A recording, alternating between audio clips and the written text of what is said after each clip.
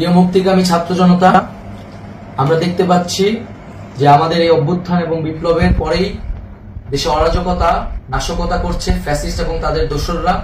আমরা দেখতে পাচ্ছি যে বিভিন্ন জায়গায় এখন গোলাগুলি চলছে, মন্দিরে হামলা হচ্ছে এবং নাশকতা ও লুটপাট করছে। আমরা মনে করি আমাদের যে ছাত্র নাগরিকদের অভ্যুত্থান তাকে নস্যাৎ করার জন্যই পরিকল্পিতভাবে এই ধরনের ঘটনা ঘটানো হচ্ছে।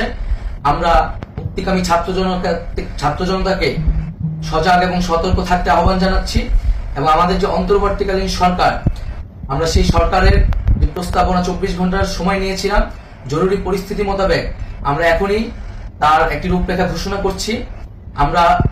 আমরা সিদ্ধান্ত নিয়েছি যে সর্বজন গ্রহণযোগ্য আন্তর্জাতিক খ্যাতিসম্পন্ন নোবেল পুরস্কার বিজয়ী ডক্টর মোহাম্মদ ইউনূসকে প্রধান উপদেষ্টা করে অন্তর্বর্তীকালীন সরকার গঠন করা হবে এবং ডক্টর মোহাম্মদ ইউনূসের সাথেও আমাদের কথা হয়েছে। তিনি ছাত্র জনতার আহ্বানে বাংলাদেশকে রক্ষা করতে এই গুরুদায়িত্ব নিতে সম্মত হয়েছে।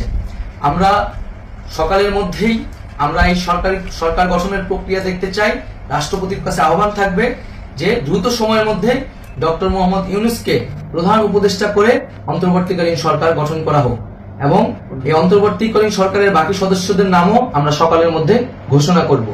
প্রিয় বন্ধুগণ, দেশে যে অরাজকতা চলছে, মানুষের জীবনে নিরাপত্তাহীনতা চলছে, সেজন্য আমরা রাষ্ট্রপতির কাছে আহ্বান জানাচ্ছি দেশে আইন শৃঙ্খলা পরিবেশ ফিরিয়ে আনার জন্য দ্রুত সময়ের মধ্যে কার্যকর ব্যবস্থা নিতে হবে এবং আইন শৃঙ্খলা বাহিনীকে সহযোগিতা করার জন্য মুক্তিকামী ছাত্র জনতাও রাজপথে থাকবে এবং অন্তর্বর্তীকালীন সরকার গঠন না হওয়া পর্যন্ত মুক্তিকামী ছাত্র জনতাকে রাজপথে থেকে তাদের যে অভ্যুত্থান, সেই অভ্যুত্থানকে রক্ষা করতে হবে।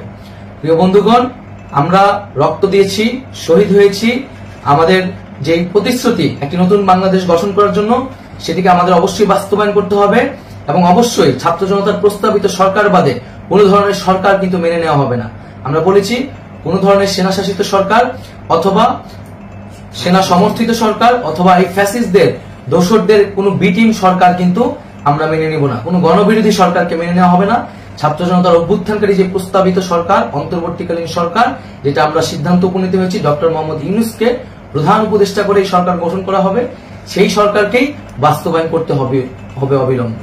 আগামীকাল সকাল থেকে সকলকে আহ্বান জানাচ্ছি রাজপথে থাকার জন্য এবং আমাদের যে সাম্প্রদায়িক সম্প্রীতি এবং রাষ্ট্রীয় সম্পদ রক্ষা কমিটির ঘোষণা হয়েছে বৈষম্যবিরোধী ছাত্র আন্দোলনের নেতৃত্বে, সকল পাড়ায় পাড়ায় এলাকায় এলাকায় সেই কমিটি পাহারায় থাকবে। আমাদের সংখ্যালঘু কমিউনিটিকে আমাদের রক্ষা করতে হবে, রাষ্ট্রীয় সম্পদ এবং এই দেশকে রক্ষা করতে হবে আমাদের।